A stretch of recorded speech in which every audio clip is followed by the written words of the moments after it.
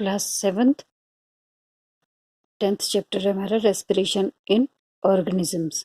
Respiration का मतलब होता है श्वसन, सांस लेना। मतलब कि हम लोग या कोई भी चीज जो है, कोई भी जंतु या जीव जो भी है, वो सांस किस तरीके से लेते हैं, क्या होता है रेस्पिरेशन में।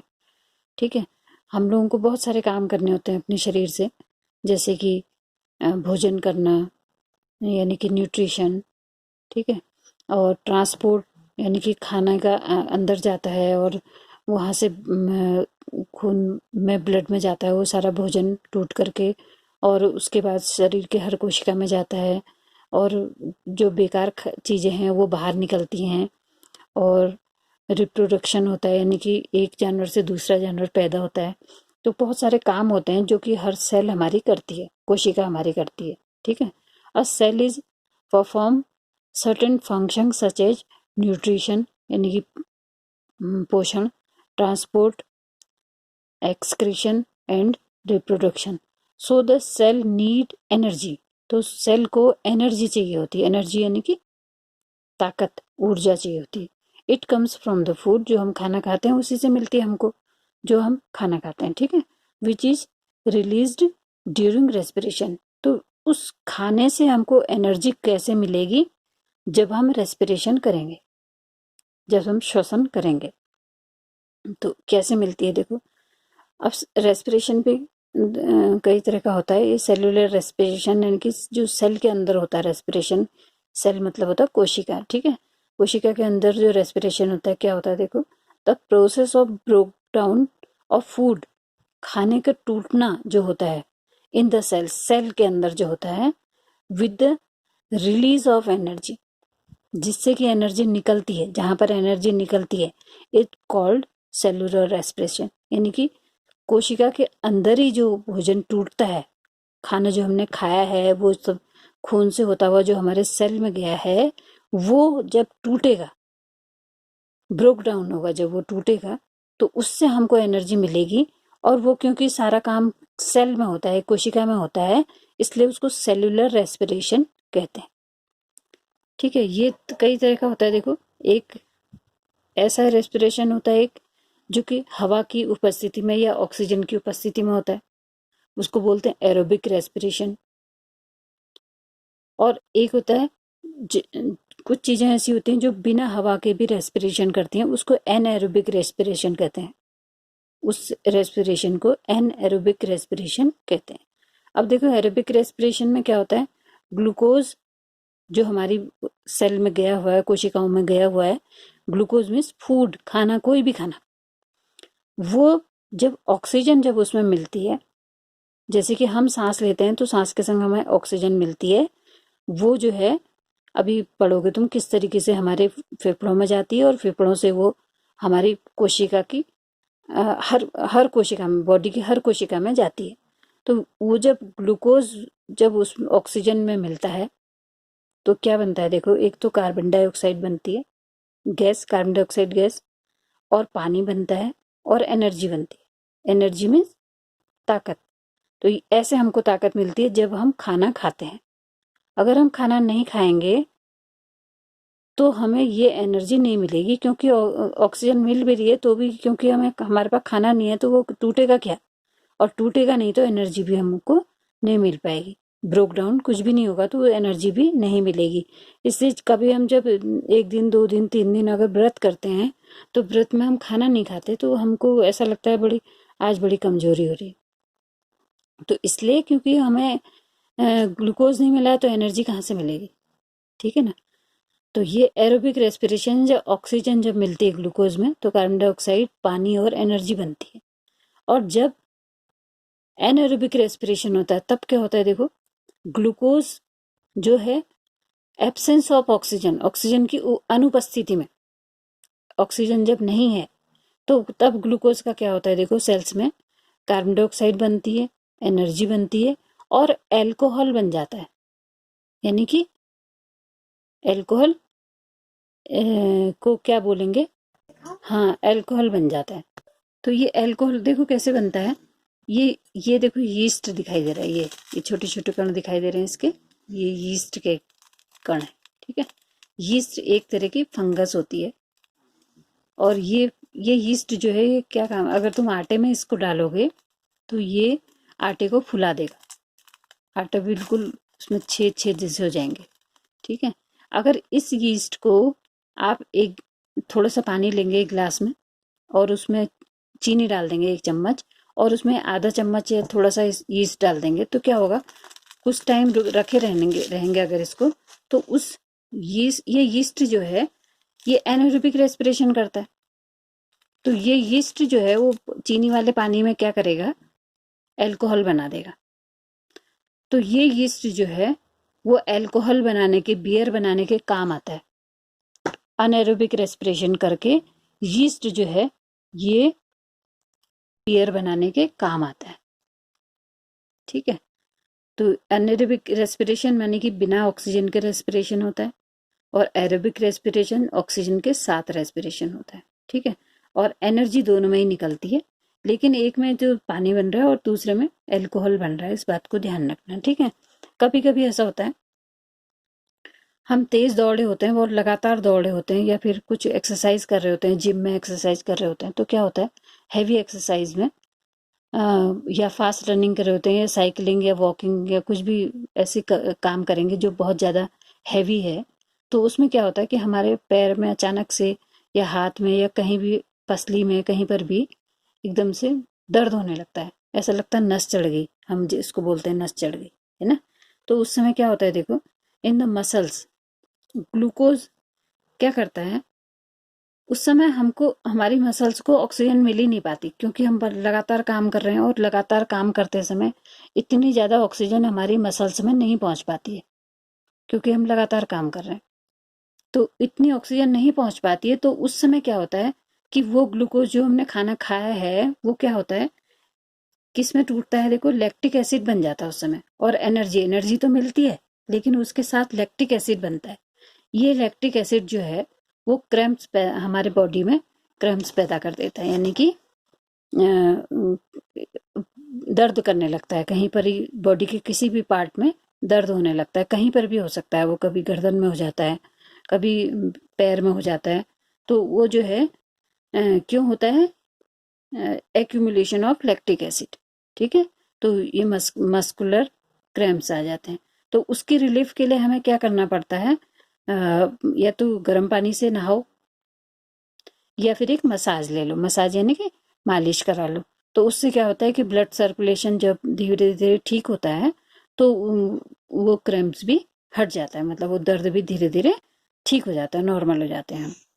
तो ये हमारी मसल्स में होता है, मसल्स में ही लैक्टिक एसिड बनेगा और कहीं नहीं, हर जगह नहीं बनेगा। लैक्टिक एसिड भी तभी बनेगा सिर्फ जब लगातार हम कोई काम, बड़ा हैवी काम कर रहे होंगे, उस समय बनेगा। और हमेशा मसल्स जो है वो लैक्टिक एसिड नहीं बनाएगी, और ये लैक्टिक एसिड तभी बनेगा जब ऑक्सीजन एब्सेंट हो जाएगी मसल्स में, ठीक है। तब हमारे बॉडी में क्रैम्प्स भी कहीं पे शरीर के किसी भी पार्ट में पड़ सकता है, ठीक है। अब आता है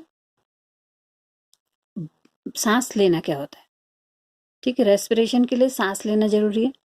तो सांस लेना क्या होता है, देखो breathing means taking in air rich in oxygen, give out air rich in carbon dioxide. यानी कि हम जब सांस लेंगे तो सांस लेते समय हम ऑक्सीजन वाली हवा को अंदर लेंगे और कार्बन डाइऑक्साइड वाली जो हवा है उसको बाहर छोड़ेंगे, ठीक है। तो ये इसका छोटा सा डायग्राम है, ये हमारे नॉस्ट्रल्स हैं, नाक के छेद जो होते हैं, ठीक है। और ये नेजल कैविटी है, ये यहाँ से हवा जाएगी, यहाँ से होती हुई इधर ये ट्रैकिया के रास्ते से 2 पार्ट हो जाएंगे इसके, ये एक लंग में जाएगी और ये दूसरे लंग में, यानी कि दोनों फेफड़ों में जाएगी, ठीक है। जो नॉस्ट्रल्स हैं, अंदर को जाने वाली हवा जो है वो इनहेलेशन उसको बोलते हैं, अंदर जब हवा ले रहे हैं हम, और बाहर को जब हवा निकाल रहे हैं तो एक्सहेलेशन बोल रहे हैं उसको, ठीक है। एक इनहेलेशन प्लस एक एक्सहेलेशन, इसको बोलते हैं एक सांस, ठीक है। और 1 मिनट में हम कितनी सांस ले रहे हैं, 1 मिनट में हमने कितनी बार सांस ली, उसको हम बोलते हैं breathing rate. The number of times a person breathe in a minute is termed as the breathing rate. ठीक है, 1 मिनट में हम कितनी बार ब्रीथ कर रहे हैं या सांस ले रहे हैं उसको हम ब्रीदिंग रेट बोलते हैं। हम जो है 1 मिनट में करीब करीब 15 से 18 बार ब्रीथ करते हैं, और अगर हम चल रहे होते हैं या दौड़ रहे होते हैं तो उस समय शायद हम 25 बार भी कर सकते हैं। तो उस समय हम ज़्यादा, क्योंकि ज़्यादा बार ऑक्सीजन ले रहे हैं, ज़्यादा बार ब्रीथ कर रहे हैं, इसलिए हमें ज़्यादा ऑक्सीजन की ज़रूरत होती है, तो जल्दी जल्दी सांस लेते हैं हम उस समय। ठीक है, जैसे देखो यहाँ पर कुछ एक्टिविटीज़ दिखा रखी हैं। इसमें क्या क्या दिखा रखा है देखो, बच्ची डांस कर रही है, और ये चल रहे हैं, वॉक कर रहे हैं, ये तो सो रहे हैं, और ये कपड़े धो रही है मैडम, और पढ़ाई हो रही है, और ये मजदूर है, ये कुछ बना रहा है, सीढ़ी में चढ़ रहा है। तो इनमें सबसे ज़्यादा ब्रीदिंग रेट कहाँ पर होगी हमारी, जब हम सबसे ज़्यादा काम गए, यानी कि डांसिंग में शायद हमारा पूरी बॉडी हिलती है, तो यहीं पर हमारी ब्रीदिंग रेट सबसे ज़्यादा होगी, सांस सबसे ज़्यादा तेज तेज लेंगे हम। उसके बाद शायद इसमें होगी, क्योंकि जब मजदूर काम करता है तो वो भी बड़ा तेज काम करता है, उसकी बॉडी भी बहुत तेज हिलती है, तो ये इसकी ब्रीदिंग रेट भी हाई होगी। फिर वॉकिंग में ब्रीदिंग रेट होगी हाई, और फिर कपड़े धोने में होगी, क्योंकि ये बैठी हुई है इसलिए इसकी ब्रीदिंग रेट बहुत ज़्यादा इनसे कम होगी। और फिर आराम से पढ़ रहा है लड़का, तो उसकी ब्रीदिंग रेट होगी, सबसे कम ब्रीदिंग रेट होगी जब हम आराम कर रहे होते हैं।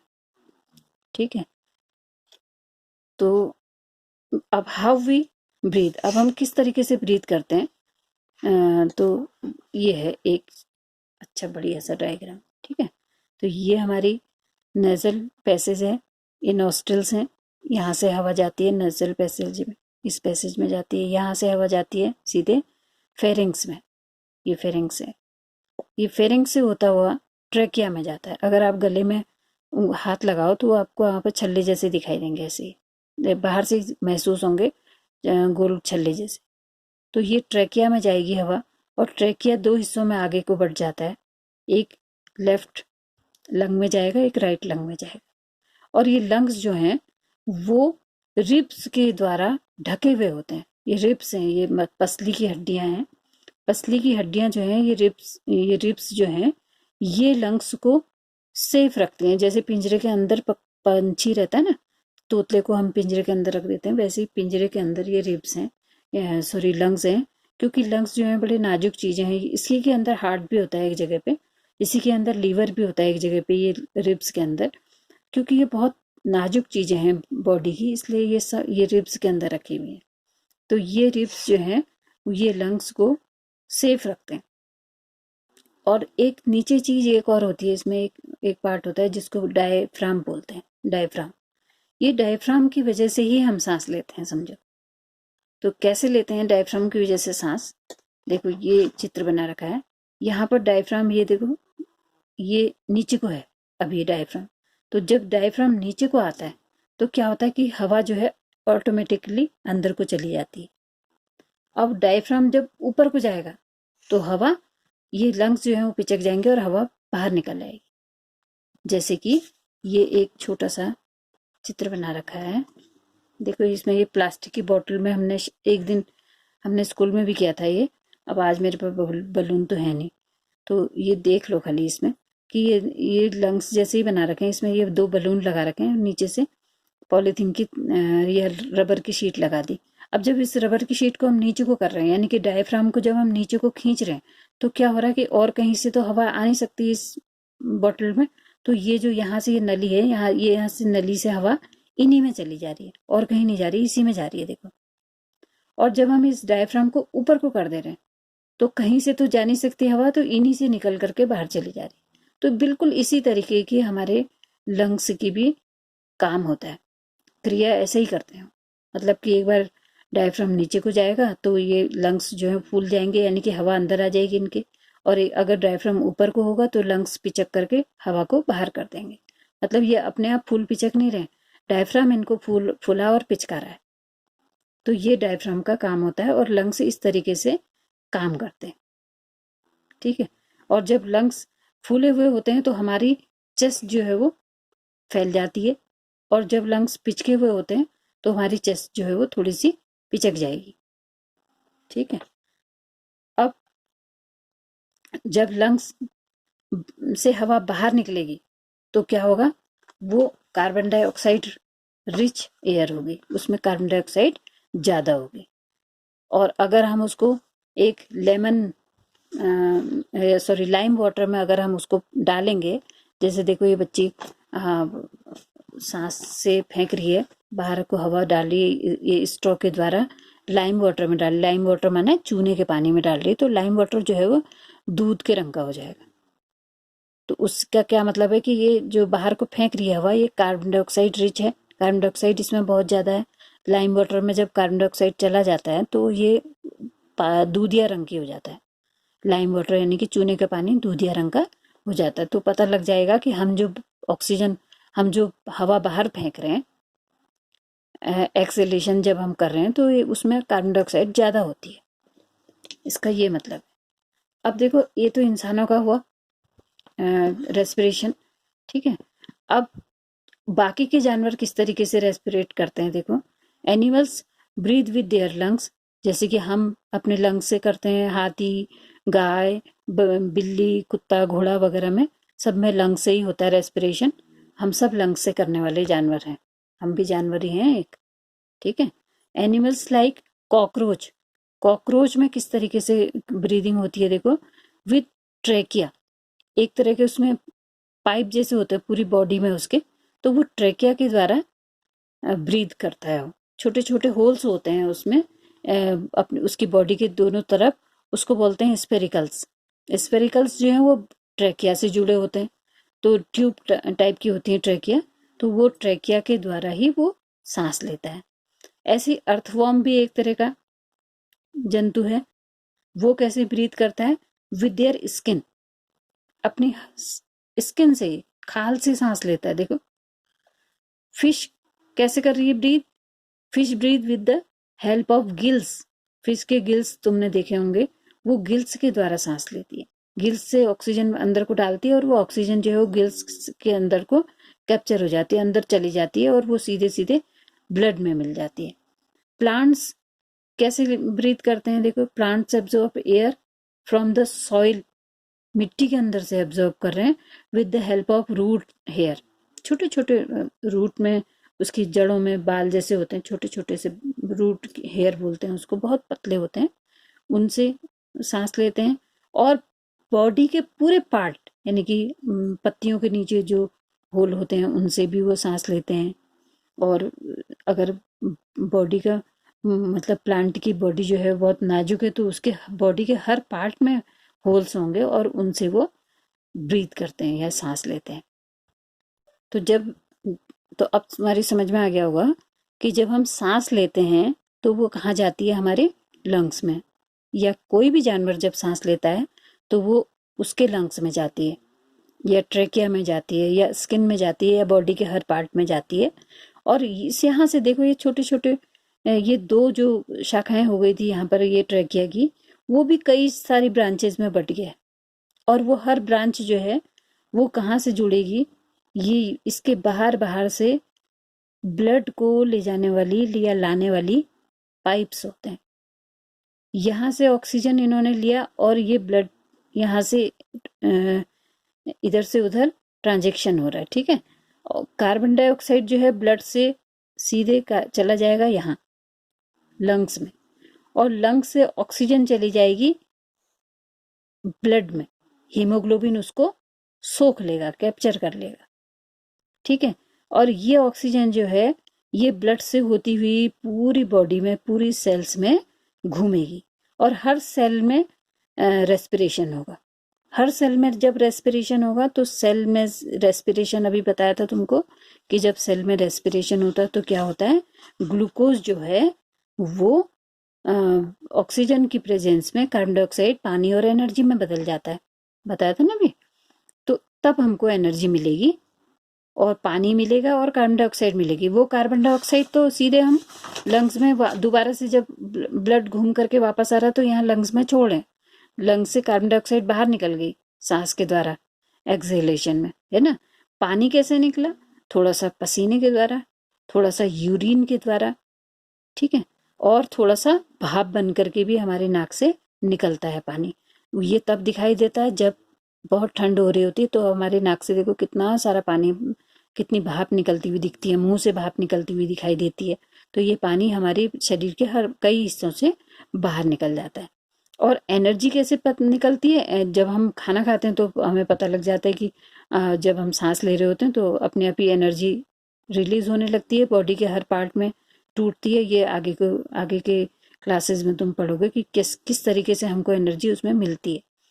तो इस तरीके से हमें ग्लूकोज से एनर्जी मिलती है, और उससे जो बेकार चीजें बनी होती हैं जैसे कार्बन डाइऑक्साइड सीधे फेफड़ों में चली जाती है, फेफड़ों से बाहर निकाल दी जाती है। पानी भी कई जगहों से बाहर निकाल दिया जाता है। और एनर्जी तो हमें चाहिए ही, तो हर काम में हमें एनर्जी चाहिए, तो जिस समय हमें एनर्जी चाहिए होती है उस समय हम अपने शरीर को काम में लगाते हैं और एनर्जी को यूज करते हैं। और जब एनर्जी खत्म हो जाती है तो हम उसको फिर से खाना खाते हैं और उसको फिर से अपनी बॉडी में इकट्ठा कर लेते हैं।